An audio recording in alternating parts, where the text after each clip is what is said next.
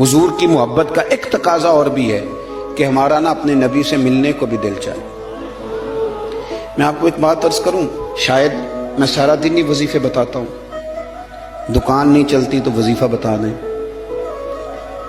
بچے ایک دوسرے سے لڑائی کرتے ہیں تو وظیفہ بتا دیں۔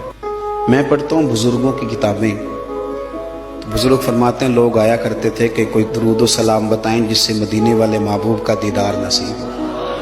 میں نے کہا کہ اس طرح کا بھی کوئی محب ہے جس کا محبوب سے ملنے کو دل نہ چاہے، جس کی خواہش پیدا نہ ہو، جس کے اندر تڑپ نہ ہو، ذوق نہ ہو۔ آہستہ آہستہ وہ جو ہمارے سوتے خشک ہوئے ان کے اندر یہ دراڑ آئی کہ وہ جو خاص ذوق تھا، آپ پڑھیے نا قرآن مجید، حضرت ثوبان بن مالک رضی اللہ تعالیٰ عنہ حضور کی بارگاہ میں حاضر ہوئے تھے اور رو پڑے اور بڑا ہی روئے، تو حضور نے فرمایا کیوں روتے ہو؟ اور اس کہنے لگے یا رسول اللہ جب دل نہیں لگتا تو میں زیارت کرنے آ جاتا ہوں۔ تو حضور نے فرمایا تو روتا کیوں ہے؟ عرض کی سونیا مجبوری یہ ہے کہ آج تو دیدار کر لیتا ہوں، اور صبح قیامت اللہ آپ کی برکت سے جنت دے گا بھی تو آپ تو اونچلے درجے میں ہوں گے نا نبیوں کے ساتھ، تو میں تو ہوں گا غریبوں کے محلے میں، غلاموں کے علاقے میں، حضور وہاں زیارت کیسے کروں گا؟ اور اگر جنت میں زیارت نہ ہوئی تو دل کیسے لگے گا؟ حضور پریشان ہوں۔ آپ اس صحابی کی کیفیت دیکھیے اور اس صحابی کے الفاظ دیکھیے جنہوں نے اپنے آنسوؤں میں لپیٹ کے نبی پاک کی بارگاہ میں پیش کیے۔ اللہ کے محبوب نے گردن جھکائی تو حضرت جبریل آیتیں لے کے آ گئے، کہا محبوب ان سے کہیں روئے نہ، گویا روئے نہ، جو اللہ اور اس کے رسول کی اطاعت کرے گا نا وہ محروم نہیں رکھا جائے گا۔ فَأُولَٰئِکَ مَعَ الَّذِينَ أَنْعَمَ اللَّهُ عَلَيْهِم مِّنَ النَّبِيِّينَ وَالصِّدِّيقِينَ وَالشُّهَدَاءِ وَالصَّالِحِينَ۔ فرمایا جو آپ کی اطاعت کریں گے نا انہیں نبیوں کے ساتھ رکھا جائے گا، انہیں شہداء صالحین کے ساتھ رکھا جائے، صدیقین کے ساتھ رکھا جائے۔ میرے بھائی وہ خاص تڑپ جو لوگوں کے اندر حضور کی زیارت کی خاص تڑپ، نبی پاک صلی اللہ علیہ وسلم فرماتے ہیں جس نے مجھے خواب میں دیکھا اس نے مجھے ہی دیکھا۔ شیطان خواب میں بھی آ کے میری مثل ہونے کا دعویٰ نہیں کر سکتا۔ وہ جو ایک ذوق ہے حضور کی زیارت کا، ہمارے تو ایسے صوفیاء گزرے جو فرماتے ہیں ایک لمحے کے لیے اگر نبی پاک ہم سے جدا ہو جائیں تو ہم اپنے آپ کو مومن ہی تسلیم نہیں کرتے۔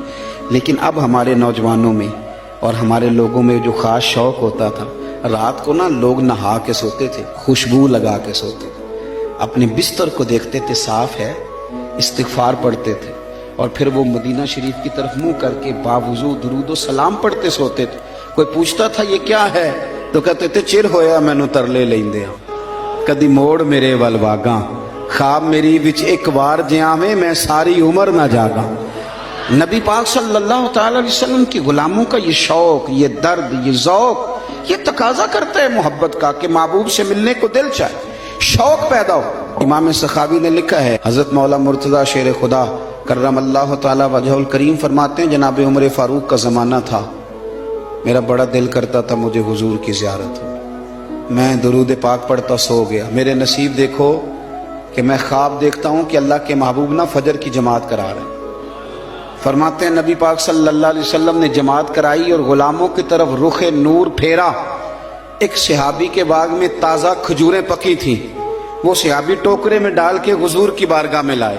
نبی پاک صلی اللہ علیہ وسلم نے ایک کھجور اٹھائی اور اٹھا کے منہ میں رکھی، پھر حضور صحابہ کو دینے لگے۔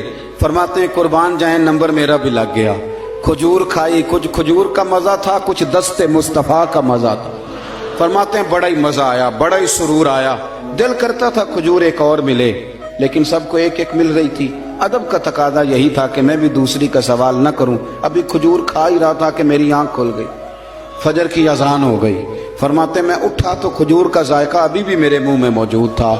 فرماتے ہیں دل گرفتہ، دل کرتا تھا آئی یا رات وصال دے والی تے ربائے رات مکن نہ دیویں۔ کہتے ہیں بھارا دن چڑھ گیا، اذان فجر ہو گئی، صبح صادق طلوع ہو گئی، میں اٹھا، وضو کیا، سنت ادا کی، مسجد میں جا کے نماز کے انتظار میں بیٹھ گیا۔ فرماتے ہیں فاروق اعظم جماعت کرانے آئے، اتفاق دیکھیں کہ حضرت عمر نے بھی وہی صورتیں نماز میں شروع کر دیں جو رات خواب میں حضور نے نماز کے اندر پڑھی۔ میں سمجھا یہ اتفاق ہے، اتفاق ہے، لیکن جناب فاروق اعظم نے جب نماز پڑھا کے سلام پھیر کے لوگوں کی طرف رخ کیا تو کھجوروں کا ٹوکرا بھی آ گیا۔ میں نے سمجھا یہ بھی اتفاق ہے۔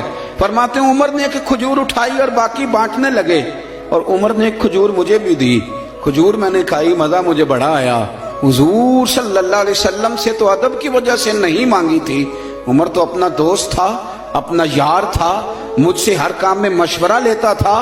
कहते मैंने फौरन कहा उमर जरा एक देना, एक खजूर और देना। फरमाते हैं फारूक आजम ने उठाई, मैं समझा मिलने लगी है, उठाई, और जब हजरत फारूक आजम ने खजूर बढ़ाई और पकड़ा किसी दूसरे सहाबी को दी और मुस्कुरा के मेरी तरफ देखा, फरमाने लगे अली यूं तो ना कर यार, अगर रात को तू हुजूर से दूसरी लेता तो मैं भी सवेरे तुझे दूसरी दे दे। अगर हुजूर से रात दूसरी लेते तो मैं भी तुम्हें सवेरे दूसरी दे देता। खाब मेरी विचाया माही ते मैं गल विच पा लईयां बावां, लोगों डर दी मारी अख भी ना खोला किते फिर विछड़ ना जा।